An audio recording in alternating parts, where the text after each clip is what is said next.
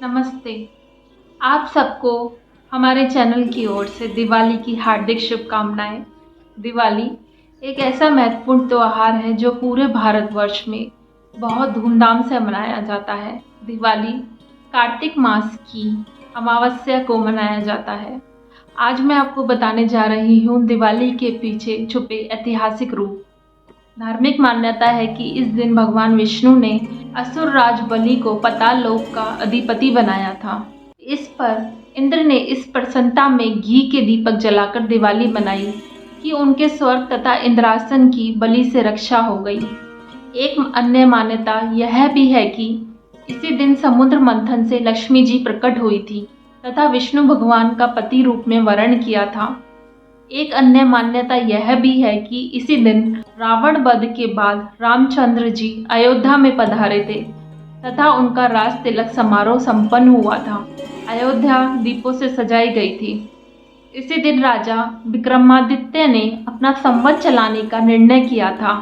उन्होंने विद्वानों को बुलाकर निर्णय किया था कि नया संवत चैत्र सुदी प्रतिपदा से चलाया जाए।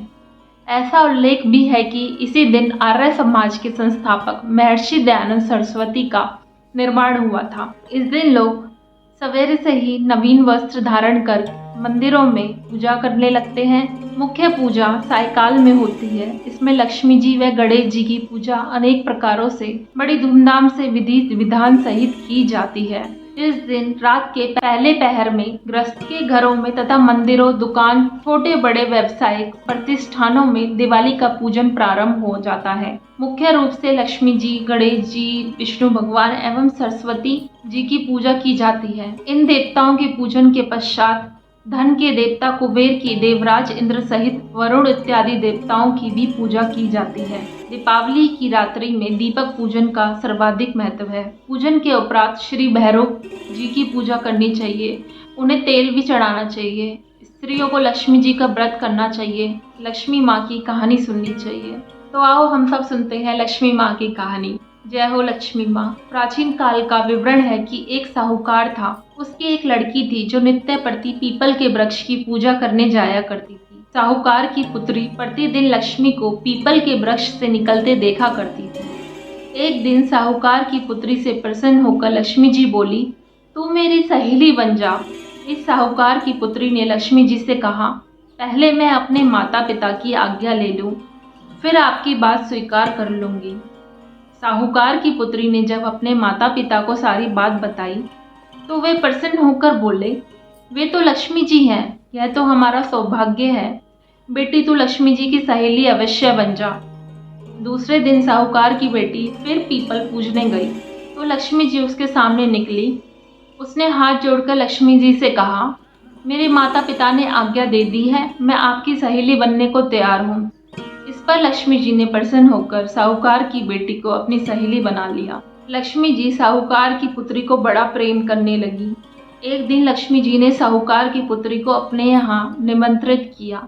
जब साहूकार की पुत्री लक्ष्मी जी के यहाँ भोजन करने आई तो लक्ष्मी जी ने उसे सोने की चौकी पर बैठाकर सोने के बर्तनों में अनेक प्रकार के सुंदर खाद्य पदार्थ भोजन कराए।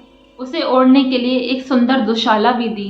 भोजन करके दुशाला ओढ़कर जब साहूकार की बेटी अपने घर आने लगी तो प्रेम से उसका हाथ पकड़कर लक्ष्मी जी बोली, कल मैं तुम्हारे यहाँ भोजन करने आऊंगी। साहूकार की बेटी ने आदर सहित लक्ष्मी जी से कहा, आप अवश्य आइए, यह हमारा सौभाग्य है। कहकर वह अपने घर चली गई।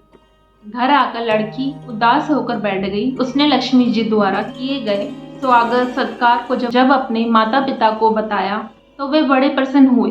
फिर उन्होंने लड़की से उदासी का कारण पूछा।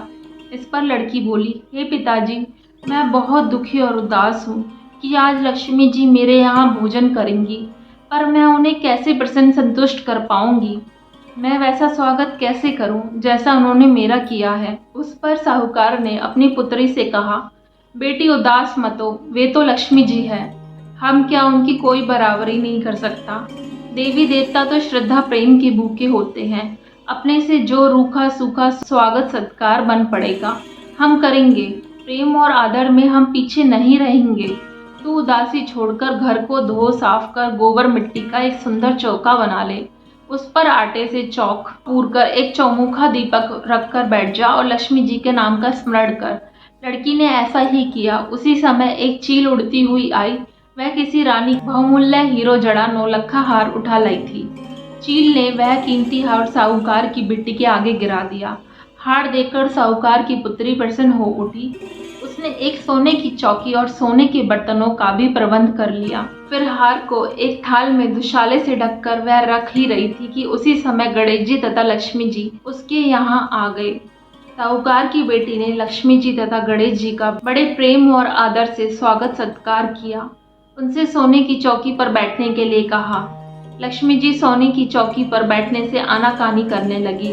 वे बोली, मैं इस पर नहीं बैठूंगी, इस पर तो राजा रानी बैठते हैं। इस पर साहूकार की पुत्री ने लक्ष्मी जी को बड़े आदर तथा प्रेम से मनाया।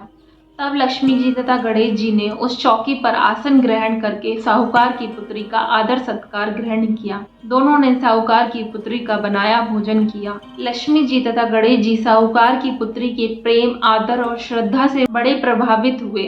उन्होंने साहूकार की पुत्री को धन संपत्ति से भर दिया। लक्ष्मी जी तथा गणेश जी की कृपा से साहूकार का घर धन संपत्ति से भर कर परिपूर्ण हो गया। हे लक्ष्मी जी, जैसे आप साहूकार की पुत्री की चौकी पर बैठी और धन संपत्ति से भर दिया, वैसे ही सब पर और हम पर भी अपनी कृपा करना। प्रेम से बोलिए श्री लक्ष्मी जी, विष्णु जी, गणेश जी, कुबेर जी, सरस्वती जी की जय।